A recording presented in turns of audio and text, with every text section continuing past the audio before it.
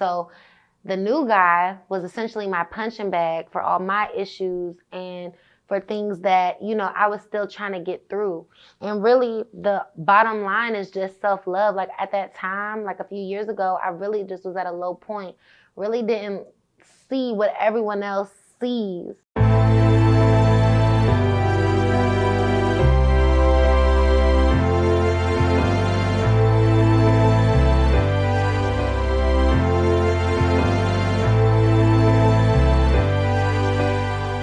We met at Morgan State University. I was working at the student desk. I was working at the student desk. It was homecoming and he was with his friends and everyone's coming in and out. I'm sitting at the student center desk, minding my business, you know, watching people walk past, and he asked me to charge his phone. And I should have let his phone die, but I let him charge his phone. And I don't know, the rest was kind of history. He asked for my number, and for like, I want to say 2 months, I was like ignoring him. Like he was texting me, "Good morning, beautiful," 2 months, like every day. And I thought it was weird. I was like, why does he keep saying "Good morning, beautiful"? I'm not saying nothing back. Like, you're weird. Then one day I just decided to text back, and there it was, and that was it. He was just really nice and generous, and he was always around. I could count on him for anything.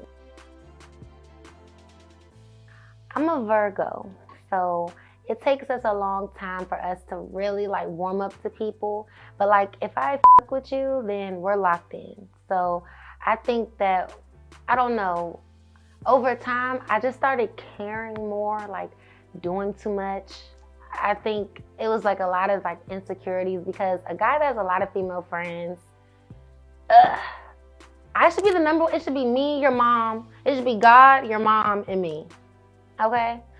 So when, you know, he'd be hanging out with his female friends, like I used to be so cool. I don't know. It really was me. Like it was like a switch. Like I just started caring a lot more about things. And then I did the one thing that you're not supposed to do in a relationship, look through someone's phone. I remember seeing one thing, and he was like still talking to a girl that he was dating while he was like, I guess, courting me.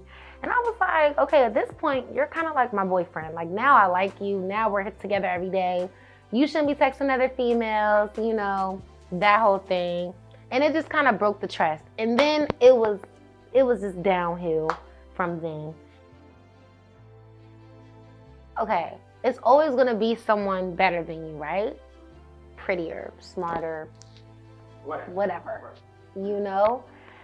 But if you don't, you know, recognize the bond that you have with your significant other, then you'll constantly always go down the same path, you know, of feeling like you're inadequate or not deserving of love or not deserving of that person, and you'll self-sabotage without even really knowing it.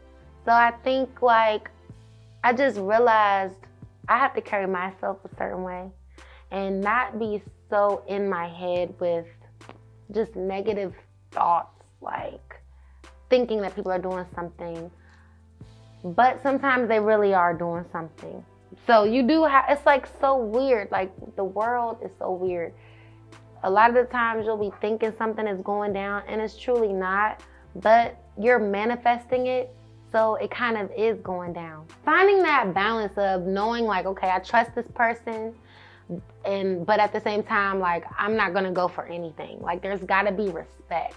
You've got to close one situation before you get into a new one. It's super important to like really take the time to heal, because what I didn't do was I got fresh out of a breakup, I got into another situation, and then I ended up really catching feelings for this person, but I wasn't over the trauma that I went through from my last situation. So the new guy was essentially my punching bag for all my issues and for things that, you know, I was still trying to get through.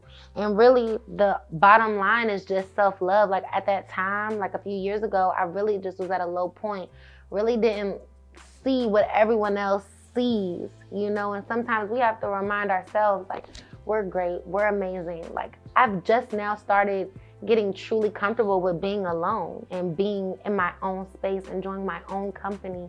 You know, like, you don't always need someone there. And at that time, the only way I could get over something else was just ushering in a new situation, but I'm also ushering in new emotions, potential new problems, because another thing that I tend to do was put people on a pedestal and really have these unrealistic expectations of what I think that they should be in my life. And people can only be themselves, you know?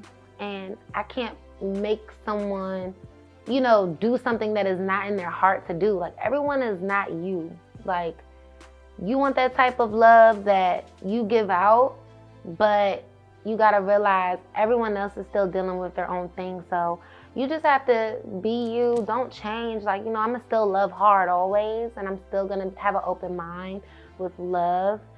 But at the same time, like, just moving smarter and then making sure I'm not gonna ruin anyone else's life, because hurt people. You know, we hear this all the time. I'm just at peace with a lot, and I'm trying to, not even trying, I am growing as a woman and learning from these past mistakes. Like, you know, don't go through people's phones. It's really an invasion of privacy.